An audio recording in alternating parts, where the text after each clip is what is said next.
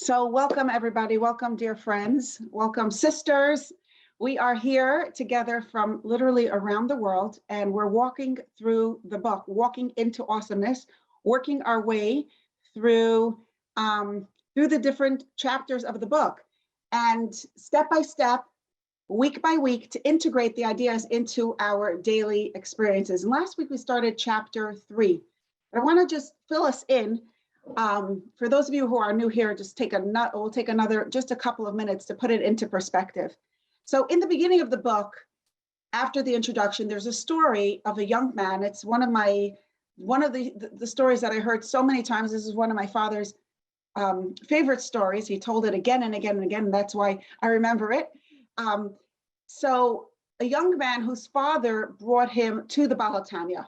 And the young man was into horseback riding and into all kinds of things. And the father he brought him to the Alter Rebbe, to the Baal HaTanya. Maybe the Baal HaTanya could have a conversation with him and try to help him grow in his maturity. So the Alter Rebbe, the Baal HaTanya, asks him about himself, how he's doing, how everything is going. And then he asks him about his horse. And of course, he started, you press that button and he got all excited and he's talking about his horse and how fast it is and how strong it is. And it could go speeding and it could jump over any obstacle and nothing gets in its way and it moves like amazing, like the speed of wind. And the Baal HaTanya looks at him and says, well, what if all that speed could be used against you? What if the horse takes a wrong turn? Wouldn't then all that speed, it would take you very fast, very far from where you want to go very, very quickly. And the young man, without batting an eyelash, he waved his hand, dismissed. He said, nah, in a second, as soon as I become aware that I'm going in the wrong direction, in that same second, I could just turn around and go just as fast in the direction I want to go. And the Baal HaTanya looked at him and he said, oh, Azman chaptzich, Azman chaptzich, Azman chaptzich, Azman chaptzich. When you become aware, and suddenly the young man fainted. He became aware. Why, what am I doing? Where am I going? I got to get into the driver's seat of my life.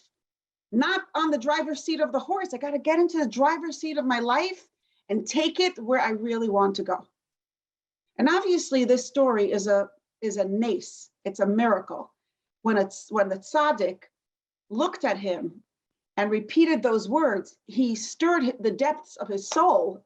He woke something up in him. He woke up his awareness. How could each and every one of us achieve that same level of awareness? Because each and every one of us, we also get lost. We also get stuck. We also stumble and get into places where we don't want to go in our lives.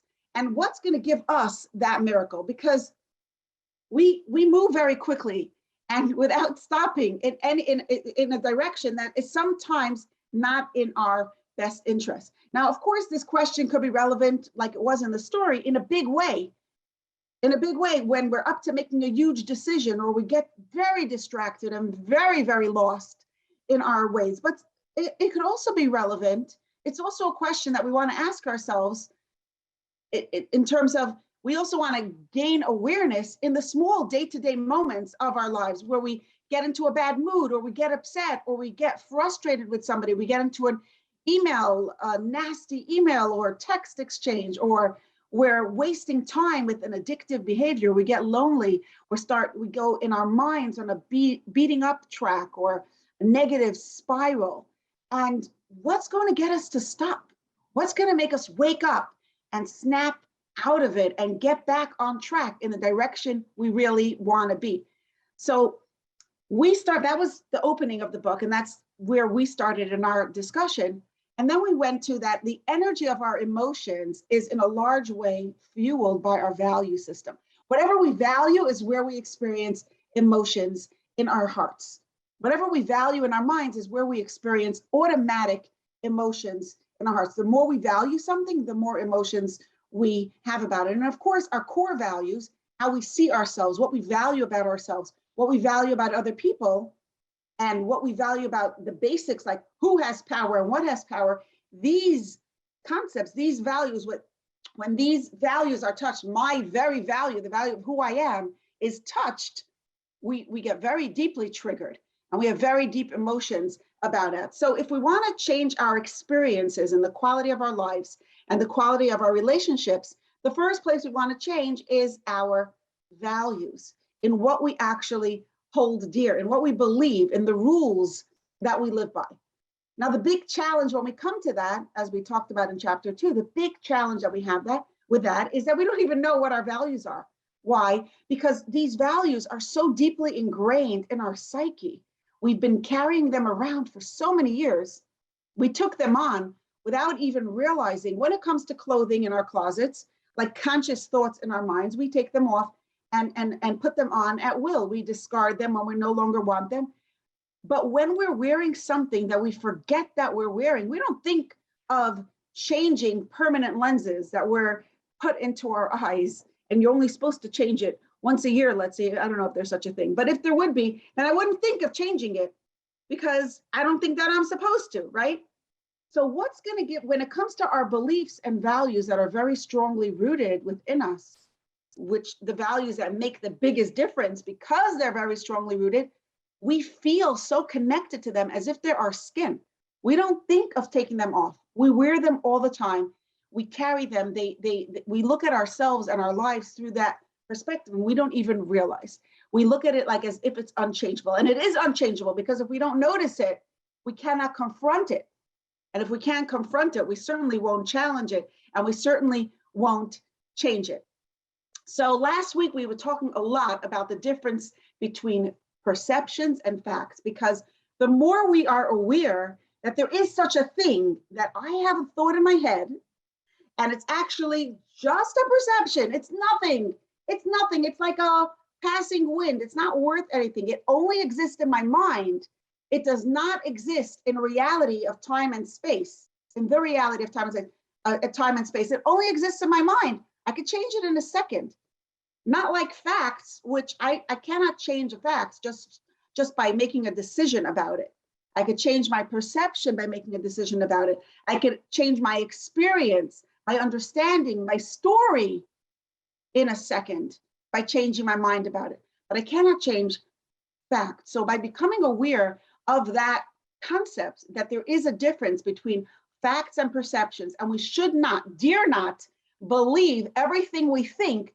Just because I think it doesn't mean it's true, doesn't mean it's good for me, doesn't mean it's the factual reality. That in itself wakes us up to our awareness. And our emotions are our biggest teachers. Wherever we experience intense emotions, that's where we want to look. Because behind every emotion and behind every intense emotion, there's a belief that is worth paying attention to. So that's what we talked about last week. Now, two women who shared beautiful experiences, and I want to share that before we jump into today's discussion. So here's one. Somebody shared that, last week when we were talking about facts and perceptions, we got into a little conversation about how the difference between facts and perceptions applies to the way we keep house.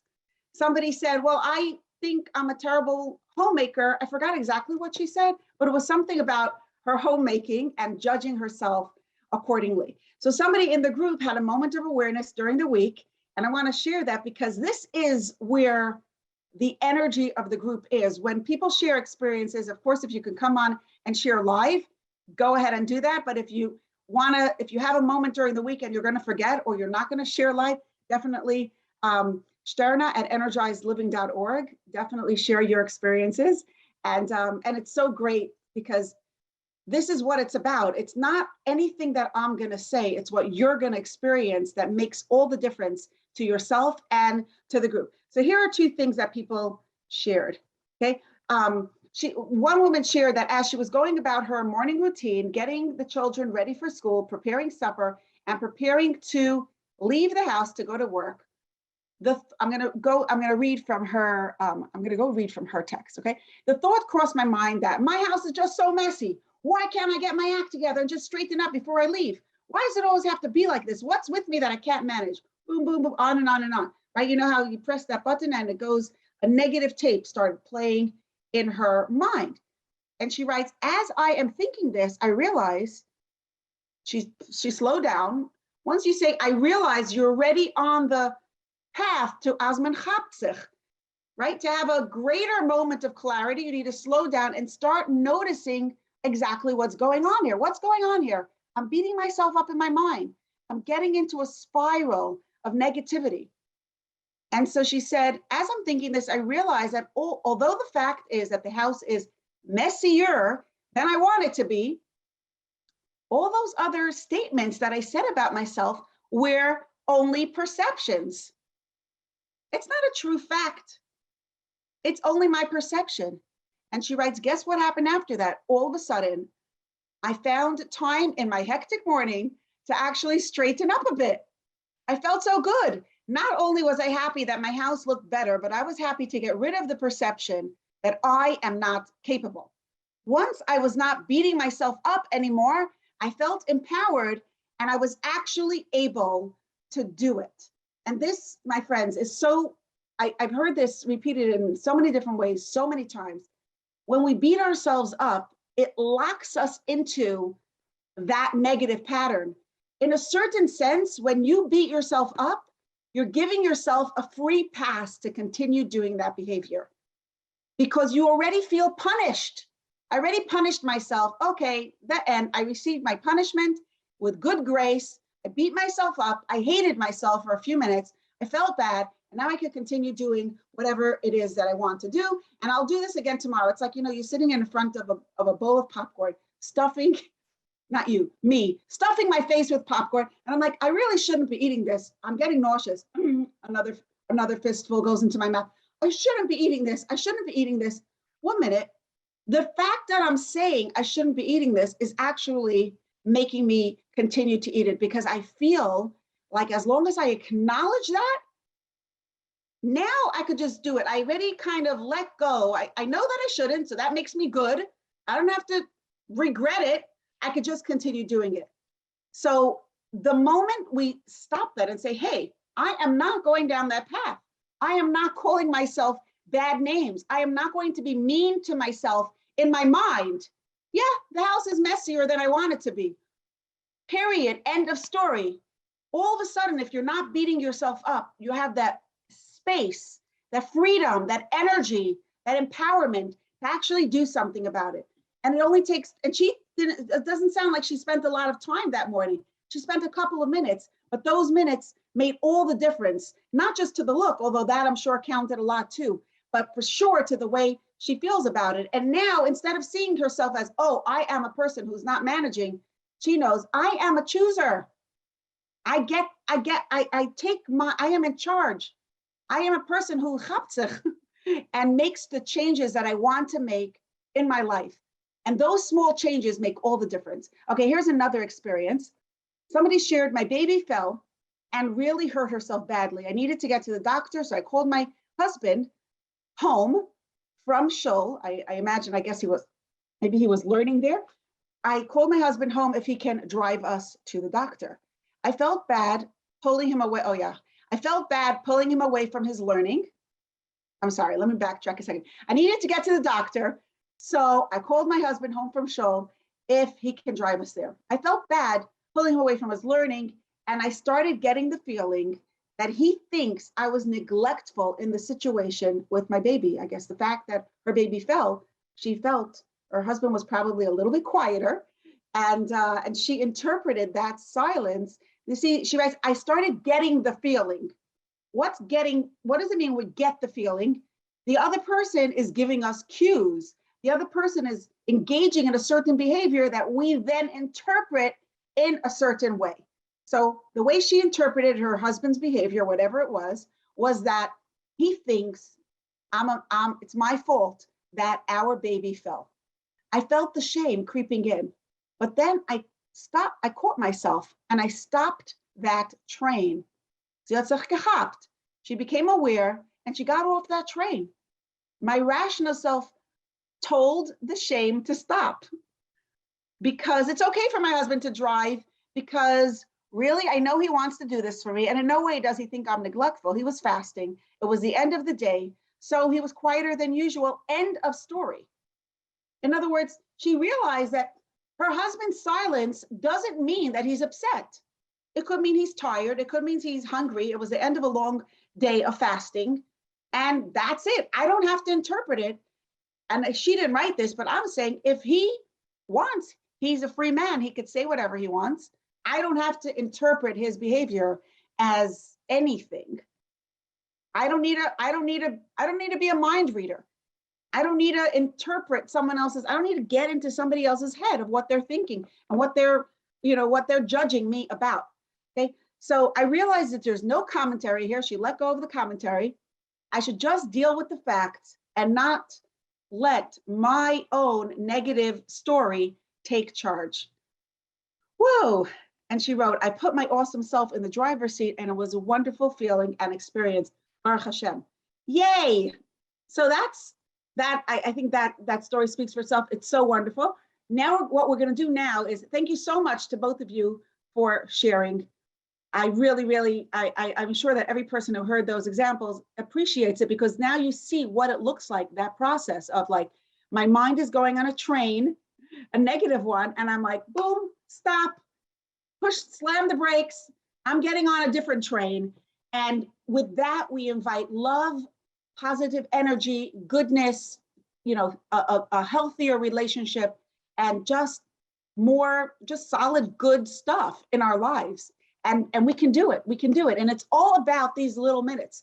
Maybe some of you are listening to this thinking, these are just such simple examples. You should see the problems in my life. But I want to tell you something. It all starts with these sliver of moments, these little experiences. This is where we need to exercise. Nobody becomes a marathon runner overnight. We become marathon runners. I don't become a marathon runner because I don't run, but a person who becomes a marathon runner or an expert dancer or an expert anything starts with 1 day of practice, 1 hour of practice, 1 minute of practice. So I want to encourage everybody who's listening to this to take that 1 minute. And the next time you're feeling overwhelmed with emotion, whatever it is, whether it's frustration, despair, helplessness, self-pity, resentment, loneliness, anxiety, slow down, observe what's going on in your mind and make a choice and use the tools that we're discussing here in this group to make that choice. And with that, you can give yourself that awareness of Azman Chapzich, because in that story, the Baal Tanya looked at that boy, looked at that young man and said, Azman Chapzich, Azman Chapzich, Azman Chapzich. But to each and every one of us, the Baal Tanya gave us these tools because really all of this is in the Tanya. He gave us these tools. And with that, each of us is empowered to create that moment of awareness for ourselves, to give us that Azman Chapzich experience. Okay, we're going to continue with chapter 3.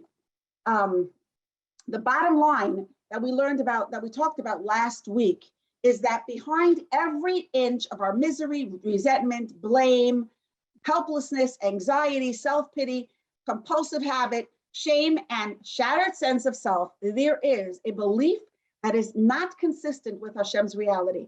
And as soon as we stop giving credence to that belief, we automatically stop being dragged around in the mud of our otherness, of all that stuff that we are trying to unload, that we're trying to get rid of. So now in the rest of the chapter talks about how it's Ilana is the person in the story that we talk about.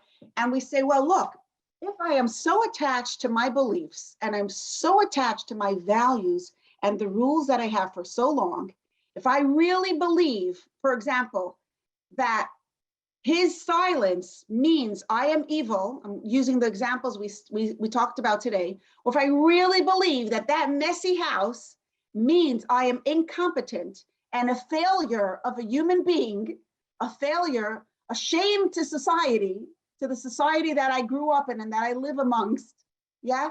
if I really believe that, what is going to make me change? What's going to make me let go? I could make a conscious choice, but I don't have options. I want to make a choice, but I don't have options. I don't see any way that I could feel dignified, that I could feel whole, that I could feel anything but broken, alone, miserable, and pitiful in this situation. So what am I going to do? What am I going to do? In order for us to be able to change, we need to have an absolute truth that we can use as a measuring stick. And we have that. And that is the gift of Torah. That is the gift that Hashem gives us in giving us the Torah. In giving us the Torah, Hashem gives us himself. The Torah invites us to a reality where Hashem is the only operative truth. A truth that we can literally measure any other truth by. Anything that aligns with Hashem is true. If it contradicts, ignores, or hides Hashem, it's not true. It's that simple. And if we commit to that truth, each of us in our hearts, in our souls, of course we commit to that truth. But because we live in a world that denies Hashem and ignores Hashem, and because our own Yetzer Hara doesn't see Hashem, so we get lost. We get so lost. We forget about Hashem. We forget that Hashem is our operating truth. We forget that he is with us. We forget that we are created by him, with him, and for him. And with that, we take deep dives into the chaos of having other powers and other self-definitions and self-pity and resentment and loneliness and all kinds of stuff that eats us up. So the more we can measure a truth by Hashem's reality, the more we understand and absorb and appreciate and have Hashem's reality in front of our mind, in front of our eyes, Shivisi Hashem Lenegdi Samid, constantly putting a consciousness of Hashem before us on a constant basis, we can then measure all our beliefs by that consciousness. And with that, we can be aligned with truth. Now, in order to prepare aligned with truth, and we will not be limited by all that stuff that we believe. Now, in the book, I talk about also that as rational people, we do not believe, we let go of things that are not true, which is on the bottom of page 56. The reason why this, okay, if we want to let go of a belief, that's hard to let go of, right? Because a lot of times people say, I want to let go of this belief. I wish I didn't believe that I'm a shameful creature if my house is a mess. I wish I believed that I could love myself even before I lose 10 pounds of weight, or even though I may never lose my 10 pounds of weight. I wish I could believe that I'm a respectable person, even though I struggle so hard with anxiety. I wish I could love myself, even though somebody important in my life pours shame on me every single day. I wish, but I can't. How am I supposed to change something? This is how I believe it. This is how I see it. So here's something that could be helpful for this. If we want to let go of a belief, we need to let go of its credibility. Okay, we need to decide that this idea is not true. And the reason why this works for us is because as rational people, we know that factual reality is a safe, wholesome zone to live in. Beliefs that are aligned with reality are rational. We trust the truth. By contrast, we do not trust lies. We know that living with lies is physically and emotionally unsafe. We don't want to be fooled. When we know that an idea is not true, we naturally turn our backs on it. And that's why when we let go of an idea's credibility, we automatically stop being impacted by it. And as long as we give credence to an idea, even if it's only 0.1% of credence, the idea will influence our lives. And it's very, very hard to let go of an idea's credibility. It's a simple solution in the sense that it's straightforward and it's fail-proof, but that's hard. It's hard to do. How am I supposed to decide that it's a lie? And here's where having a barometer of truth is so helpful. We have, and I'm skipping it now onto the top of page, somewhere on page 57, I guess it's the middle. There is, for each and every one of us, there is a precious gift that liberates us from the rules we want to change. We have a priceless treasure, a key that enables us to let go of the beliefs that are making a mess in our lives. We have an all-encompassing absolute truth, and that's the truth of Hashem. That's the truth of Hashem. That the Torah teaches us that the one and only overarching, unchangeable truth is Hashem. It's Hashem himself. It's Hashem's reality. Now, the more we're going to learn about Hashem, we'll realize that Hashem's reality is not just a detail in our lives. It's not just a thing that we engage in when we do a mitzvah or when we daven in shul, or even when we are, on Yom Kippur. It's not about that. It's not a detail in our lives. Hashem's reality is the perspective through which we experience everything and anything in our lives.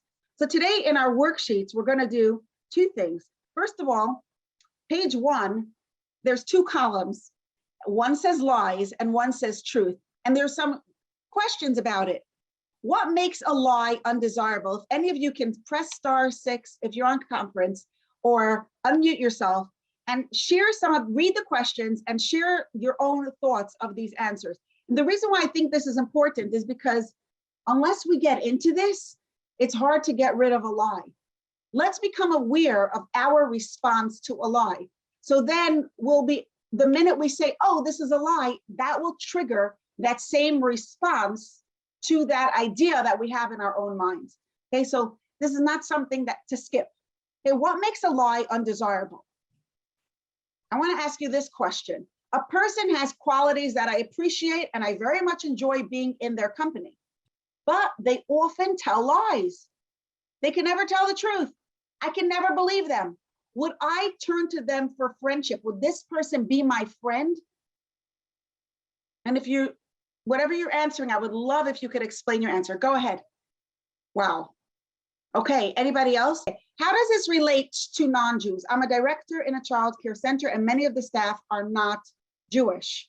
This concept of having a barometer of truth could be used by anybody. Yeah, so if someone is sharing that if I can't trust what they say, and I'm filtering everything to decide if it's true or if it's not true, then that becomes a barrier in that friendship. And it's not a real friendship. I'm like relating to a barrier, not to a person. What you're saying is that when you're thinking about lies and how big the word is, it could get in our way of friendships in a way that we don't even want it to get in our way.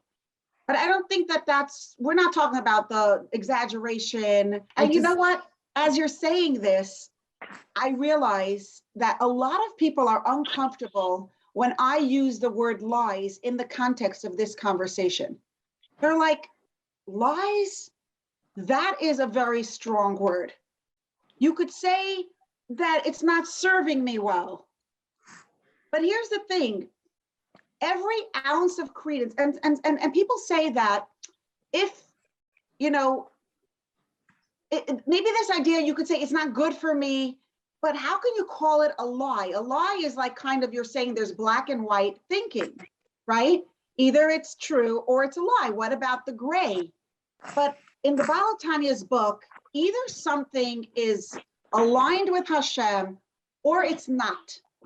And that clarity is not limiting, it's liberating. And I'll tell you why it's liberating. As long as we put it in a gray box where maybe the lie, maybe if it's only a little bit of lie, it's okay. If it's a big lie, it's not okay, but a little lie is okay. And some of us are comfortable with a little bit of untruth. But that's a problem because every ounce of credence that we give to lies comes directly at our expense of being controlled and at least impacted by that lie. So if I say this value that I have, that if my house is a mess, then I am shameful, or if my skin is wrinkled, then it means I don't have pretty skin. Okay, if my skin is wrinkled, I am ugly. And if I might want to say, okay, well, that doesn't serve me well. But when I say that it doesn't serve me well, then it's a belief. It has credence. It has, I would say the word mamashas. It has substance. It's a thing, and I just don't want to believe in it. But if I say it's not even a thing, it's not a thing. It's a figment of somebody's imagination. Somebody had this idea, and a lot of people took it on because it's good for the economy, for whatever reason, right? It's nothing. It's got nothing on me. It's nothing. It's not a truth. It's not aligned with anything I want to believe in. A wrinkle is a diploma that I acquired, and I wouldn't want to relinquish that diploma. I am grateful to Hashem that I have reached this stage of having a wrinkle on my face. Thank God. Thank you, Hashem, that I have a wrinkle. It's a diploma. It's a sign that I am a certain age, and that's a good thing. Who decided that it's a bad thing? Somebody else, not me. And it's not that the belief doesn't serve me. It's just not true. Do you hear the difference? The minute I think it doesn't serve me, then I gave it 50% credence, 25% credence, and then it has that much control over me. That means I'm a little bit uncomfortable with my wrinkles. I don't know, it doesn't serve me. Don't go there. And I never, ever, the battle never stops. But if I have that firm clarity, this is a lie, boom. It won't bother me again. I might struggle with it here, the thought might pop into my mind again, but if I really believe it's a lie, if I give it absolute zero credence, there's no way that value could have an impact on me. So let's not be afraid of using black and white thinking where it serves us. If I could spin that around on its head. This is actually a liberating gift we can give ourselves. That if it's Hashem, it's true. If it denies, rejects, or ignores Hashem, it is not my truth. Not my truth. To belong to other people, wonderful for them. May they live a happy and healthy life. I bless them. I pray for them. Just doesn't belong to me. It's not my truth. And that clarity is so liberating. Now, does it mean we should judge ourselves negatively if we exaggerate or if we made a mistake and we, in a moment of weakness, we didn't say the truth? No, we need to be honest and own up to that. But let's not say that it's a good thing to do and it's okay, right? Let's be honest about the way we tell lies, if I could use that expression. There's a bunch of questions here and we're not going to go through all of them. What is the signature of a liar? How do I know when I'm hearing a lie? On the truth column, we have what makes truth desirable. If there are five main qualities that are important to me in a relationship, is honesty on the list? And if yes, what number is it on the list? What's the signature of truth is the bottom line question. The bottom line of all of this is, which I quoted from the book, that we trust the truth. And by contrast, we do not trust lies. So we don't want to, as long as we give credence to an idea, even if it's only 0.1% credence, that idea will have an influence on our lives because we're giving it credence, but if on our lives, not our lives. But if we call it a lie, that means we're giving it absolute zero credence. It won't be able to have an emotional impact on our lives. Okay, that was the first thing. Then the second page is we were talking about lies and truth as they exist outside of ourselves. The Baal Tanya teaches us that we each have two inner forces of life inside of ourselves. At the core of our being, there's an neshama, which is an actual part of Hashem, and then there's our force of life, our human dimension, which the Baal Tanya calls our animal self or our Yetzer Hara. Okay, so for the purpose of this conversation, because really the animal self has two different aspects. There's the natural self, the animal self, the human, and then there's the Yetzer Hara, which is an active force of distraction and delusion connected to the animal self. But I'm going to go with that. These are the two that we're going to, the names that we're going to use, because our Nefesh HaBahamis is not the big fat liar. It's our Yetzer Hara that's the big fat liar. Okay, because the Nefesh HaBahamis hides Hashem. The Yetzer Hara is the part of us that hides Hashem and says, this is the truth. Our Nefesh HaBahamis, in some sense, knows that it's a lie, but our Yetzer Hara conceals the lie. So that's where the battle is. Okay, each one of us has these two forces, and these two forces are not like little nice voices that sit on our shoulders, like in the kids' storybooks. Each one of them has a mindset. They battle for control of our minds and hearts. Our neshama recognizes Hashem's reality because it's one with Hashem's reality. So all of our neshama's perceptions and desire flow from an awareness of Hashem's truth. Our neshama is, therefore, I call it our inner force of truth. It's our voice of truth within us. And our Yetzer Hara denies or ignores Hashem, right? Attributing power to other people or things. And all of our Yetzer Hara's perceptions and desires flow from that place, from the lie of attributing power to people and things. So our Yetzer Hara is our inner force of distraction and delusion. It presents itself as our more practical, rational, relevant self. And in that sense, it's an expert liar. It's a masterful liar. It's a con artist of the highest skill, of the greatest skill possible. In every single moment, each and every one of us is controlled by our inner truth, or our truth teller, or our liar. Our truth teller is our neshama. Our liar is our Yetzer Hara. And we need tons of awareness to discern the difference. And I wanted to develop some awareness. This is, again, something you could do on your own. My inner force of lies, I call it also galus, goyla, because that's what keeps us in a state of galus on the grand scheme of things is Hashem's hiddenness.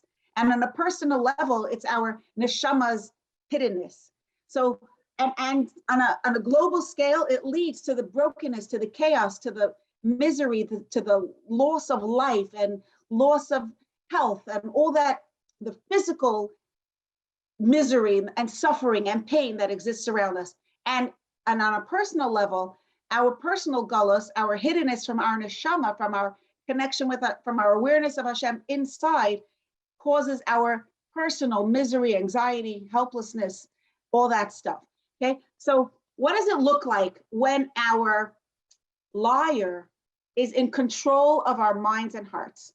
And I gave it some names. I actually took this from a different workshop that we did. I forgot which one. I think it was the Geula to Geula workshop series, if anybody wants to look it up. But this is just a snippet of that. My inner force of lies says as follows. It says, Hashem is my power, but when it comes to real situations, Hashem is not relevant, chas v'shalom. Okay, my needs and my security, I need these people. I depend on this person or that thing. And the same thing goes with our neshama. My neshama, yeah, it's precious, it's valuable, it's pure, it's good, but who I really am, my real value and my real self comes from people and things and accomplishments and failures and success and weakness and all that. Okay, examples, I gave this a bunch of names. The hater, when we have words of criticism and put downs, the brain twister, arguments for failure, rejection, and self-doubt, the bad prophet, doom and gloom about the future, the jail man. You ever have a jail man in your head? I have a jail man in my head. The decision that we are limited by our past or by other people is a jail man. It limits us. Okay, the boundary destroyer. Thoughts about other people's thoughts and other people's behaviors. That's a boundary destroyer. We have no business thinking about other people's thoughts and other people's behaviors in a judgmental way. Number 6 is the fake storyteller, making up stories, negative stories about events.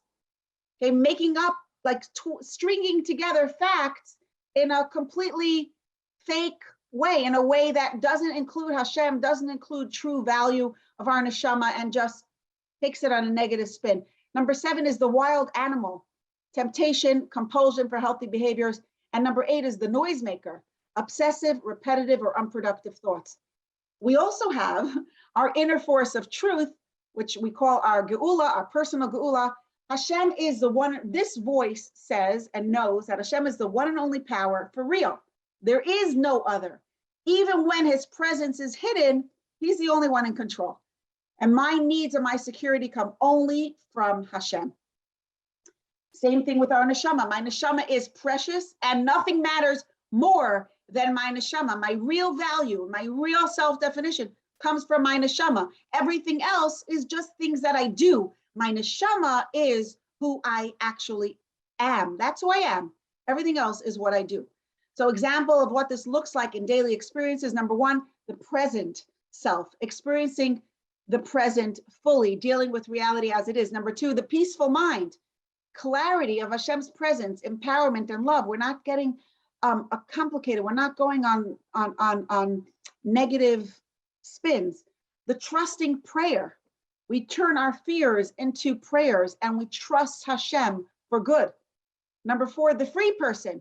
We do not take on any labels. We don't take on rules of other people or the past. So freeing to be able to have that voice that says, I don't take on labels from the past. I don't take on labels that other people impose on me. I don't take on any labels that are not aligned with my true value, my neshama. Number five, the laser focus keeps turning the spotlight inward to inner work and purpose. And number six is the truth storyteller, keeping Hashem in the center of every story. There's a typo there. The chooser, consciously choosing all our behavior, our perspectives, our words, and our actions. And number eight, in the inner force of lies, we have our noisemaker, but in our truth, we have a musician who we draw upon songs of strength, courage, and trust in geula. Now, every thought in our mind is either a truth or a lie. It's either going to go in one of these two categories. Just like you can't be a little bit pregnant, if I dare use that word in a public forum in Borough Park, okay? You can't be a little bit carrying a child. You're either carrying or you're not carrying. You can't be a little bit aligned with Hashem or not aligned with Hashem. It's either Hashem's truth or it's not Hashem's truth. And if it's not Hashem's truth, it's not true. Okay, so every thought in our mind is either the truth or it's a lie. And as we become familiar with the voice of truth, we'll notice when we are looking at a lie. I want to tell you that this is really how, in my life, how I came to experience such change is I didn't have this book. I didn't have these ideas. It wasn't a mission that I set out to accomplish. None of that. I had just been spending time turning on the light of Hashem's truth, thinking about Hashem's awesomeness again and again and again in all different kinds of ways, making it real, absorbing it, deciding that this is my absolute truth. And that, in the light of that truth, I was able to see, hey, this is not consistent. And if I want to believe Hashem's truth, then this is not the truth. This is a lie. And that's what liberated me, because all of a sudden I was able to see that the negative labels that I was taking on and holding on to were actually lies. And without really having that absorption of Hashem's truth, I could never have known and never appreciated that this was a lie. It would never give me the willingness to let go of something that contradicts Hashem's truth. So that's why in the next 2 pages, and we're not gonna go through it, but I'll just introduce it and then you'll read it on your own, because I want to go back to discussion here. The more we think about Hashem, the more we will be able to notice when we are slipping into the control of our inner liar. We want to make a goal. The goal is to get to know our voice of truth, to amplify it, to magnify it, to turn up the volume of that voice. And how are we going to do it? By thinking about Hashem, by inviting Hashem's presence into our lives in a practical, actual, tangible way. In a minute here, in a minute there, in every story we tell. That's what we're going to do. When we commit to Hashem's absolute truth, we become sensitive to the quote unquote exceptions that we tend to expect. Okay, Hashem is true, but we want to start becoming aware in our minds when we have that but. My neshama is very precious, but da da da da da da. As soon as we say that word but, till now we said the word but, Hashem is true, but lamaisa, practically speaking, da da da da da, whatever. That but, we're so comfortable with it. It flows off our tongues with ease, and we don't even notice that it doesn't make any sense. You know, when people say, no offense, but da da da, and then they're you know that they're about to insult you, right? To say something nasty, right? I don't mean to exaggerate, but they're going to now exaggerate, right? Hashem is awesome, but when we say that, we are about to say that Hashem is actually awesome, but there are limitations. So when we want to start becoming aware of when we're doing that in our minds.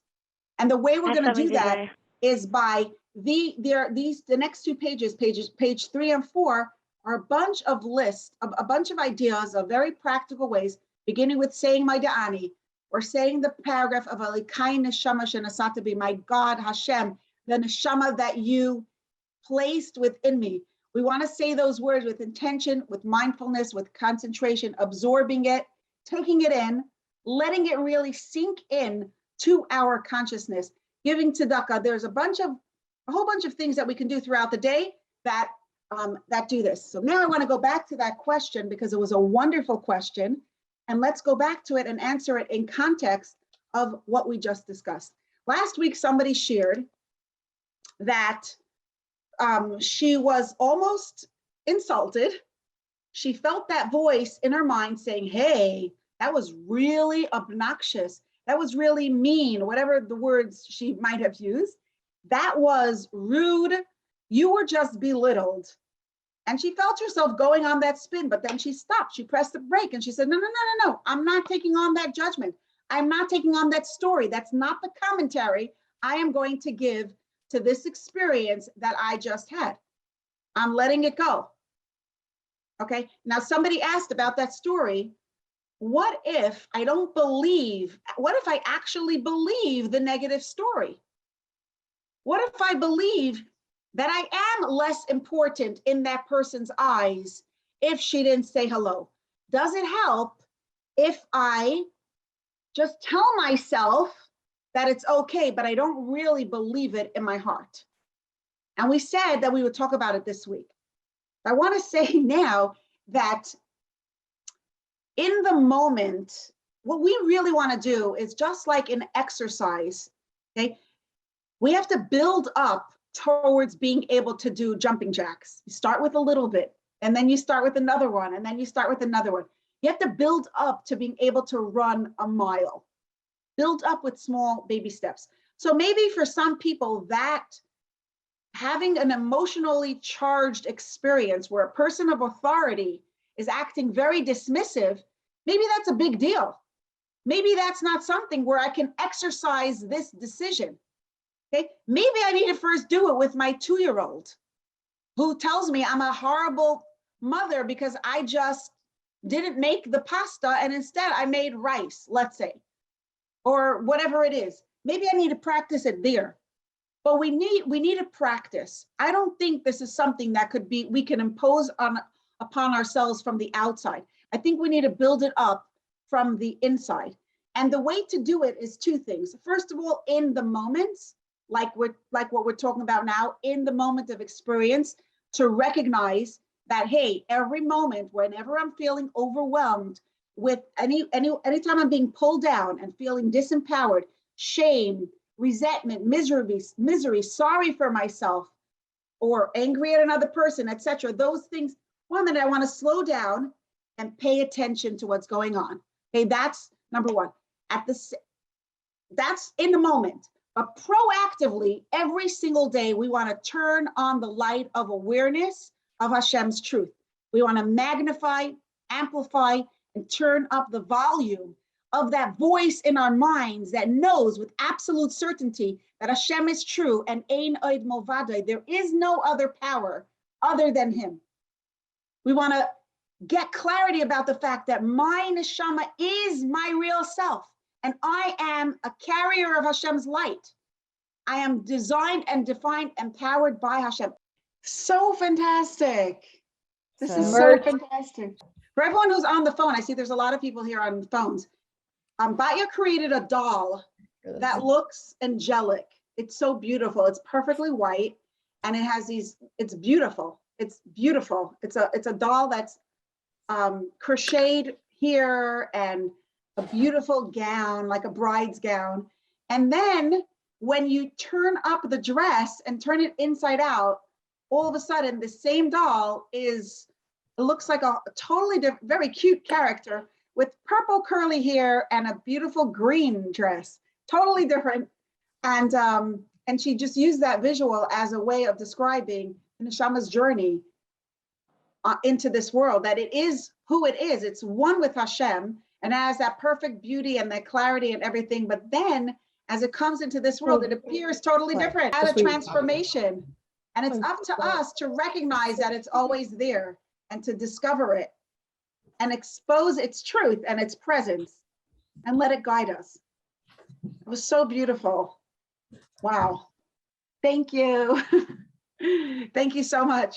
Someone is sharing that as we were talking about the different voices that go on in our head and different kinds of lies we tell ourselves, she was thinking, 1 minute, we live in a world with real people, have real opinions, and yeah, of course we're going to be impacted by what they think. And of course we want to make a good impression on other people. And isn't that what life is all about? And then she said at the end, she's thinking, okay, that's probably a lie, because if it's either a truth or a lie, it's got to be a lie. And I'm so grateful. Hashem, you saved me. Thank you for this opportunity to clarify, because I'm so happy. When every lie has a kernel of truth, otherwise it wouldn't be able to stand on its 2 feet, right? And when we could, why is it important to recognize the kernel of truth? Because we could deal with it.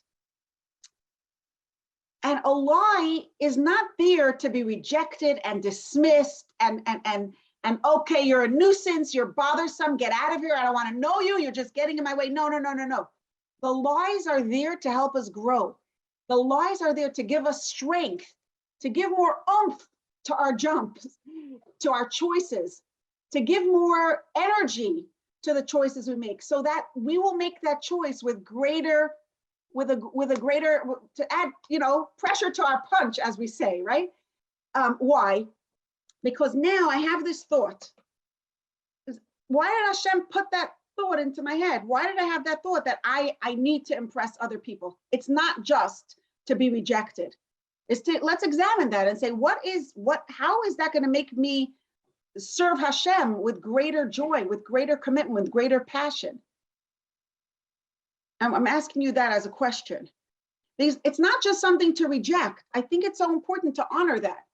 Let's remember also that when I feel like, hey, I need to make a good impression here, I need to make a good impression on another person, that need to make a good impression, I want to feel, now I know, oh, this is what it feels like. I want to feel like that in my relationship with Hashem. I want to feel like that. I want to make a good impression on Hashem. That's what I want to invite that energy into my life. And this is the stage from which we're going to make our choices. If I never had a thought that distracts me from my truth, I would never have to choose the truth. And in choosing the truth, that's where I find strength. That's what makes the truth strong. It's only because I chose it. That's where the avoda is. That's where the work is. That's where the energy is. If we never had to choose it, we would never have strength around it. So it's not just something, when you have this thought, I hope that it wasn't just flush it down the toilet. It's so silly it's silly me for having that thought. No. It's a good thing. Hey, what is the truth in there? How am I going to grow from that? And how is this going to give more energy to the choices that I make today? Yeah, I hope that wasn't, I hope that was clear. I want to share something from the chat. Somebody writes, I want to share that I started doing the fact and perception, meaning she started just to notice whenever she's talking to herself in her head, just slowing down and occasionally and saying, hey, is that true? Or is that a fact? Is that a fact? Or is that my perception? She said, I had 2 people come rate my house and they said it wasn't bad. Oh, because we were talking about homemaking. Okay, so she invited somebody to come to her house and say, how messy is it? And she said, and they both said it really was not bad. I spent the past 5 years talking to myself and telling myself that my house is terrible. And this is making me feel so much calmer and less pressure to always clean all the time. Wow. She did a fact check on a story that she'd been telling herself for 5 years.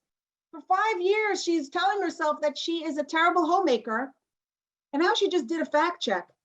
And she realized that that story was just a perception. And it's been giving her so much more calm.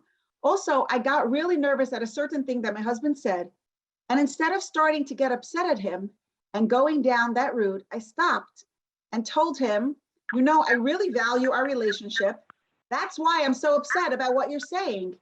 And I want quality time. It really worked because we ended up having such a pleasant night after that turn. Thank you for sharing that beautiful example.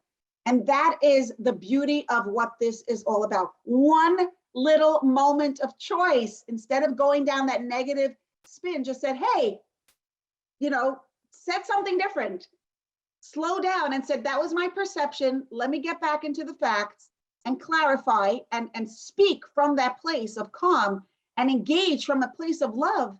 And she had a beautiful night, in a night that could have been of disconnection and tension and friction. Wow. Well, thank you all for sharing, because some people have to go and I will stay on another minute, but first I want to just finish that closing. I want to encourage everybody to do the worksheets. And definitely, please share your experiences when you have a moment of insight or a moment of conscious choice this week. When something shifts for you, please share it, Shterna@energizedliving.org, or save it in your journal or in your mind, jot it down somewhere, and whatever works for you, and share it in the group next week.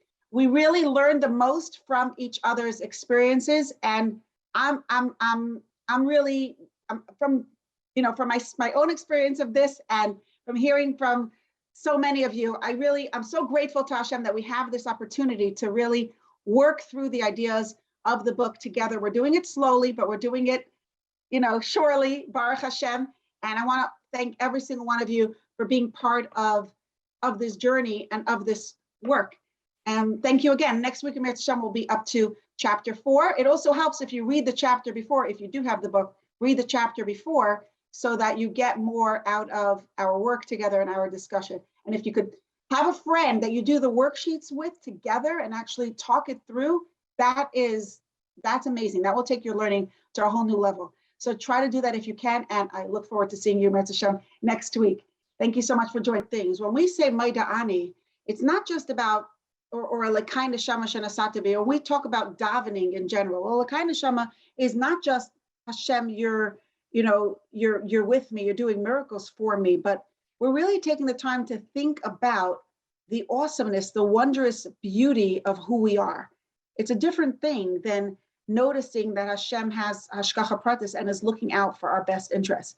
It's a totally different thing. And when we daven and we say brachas and we say shakol niyah b'dvarei or shakol niyah b'dvarei, whatever your nusach is, every single thing in this world exists only by Hashem's word. That's a whole different thing. That's Hashem's awesomeness.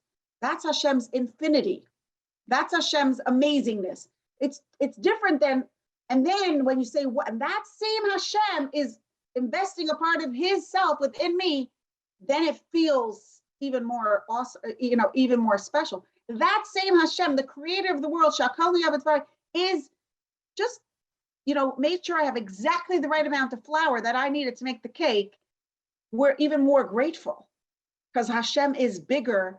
If Hashem is bigger, then our gratitude is bigger. You know what I mean? So it's different. We need all the types of awareness and connecting to Hashem and becoming aware of his reality on so many different levels. It's not just what Hashem does for us, it's who Hashem is. It's Hashem is awesome, then the fact that he is with me makes me feel awesome. The more Wow. awesome he is, the more awesome I feel by the fact that he is holding me and cheering me on and encouraging me and investing himself within me. So we need to work on, of course, we want to know that Hashem is present with us, loving us and encouraging us and giving us strength. At the same time, we also want to know who Hashem is. Most of Psukkei de Zimra is all about who Hashem is, describing his awesomeness. And we move from creation to the celestial beings, right? We move from noticing, in Ashrei and in Psukkei de Zimra, we at the beginning of the davening, we notice the miracles, the details of the nature, and then we move to beyond nature, to expand our horizon, to recognize that Hashem, we talk about the multitudes, the bazillion angels that are singing songs of praise to Hashem. That is awesome. Wow. That visual that we paint in our minds. Why? Because then we say, and Hashem, out of all these creatures that are praising Hashem, who does Hashem choose? Who does Hashem want to have the most intimate relationship? It's you, it's me, it's each and every one of us. He loves us. And then that love makes us feel like loving him right back. And that's when we say Shema, and right away V'ahavta. So it's also important to know who Hashem is, so that the fact that he is with us, choosing us, investing himself within us, means all that more. Anyways, a good Nacht, everybody. I'm sorry it got so late. In real, tomorrow, Mir Hashem, 12:30 Eastern time, we have Tanya in real life. It's a very, it's a wonderful learning experience. And tomorrow night is parenting at 9, same time, same place. And take care, all the best.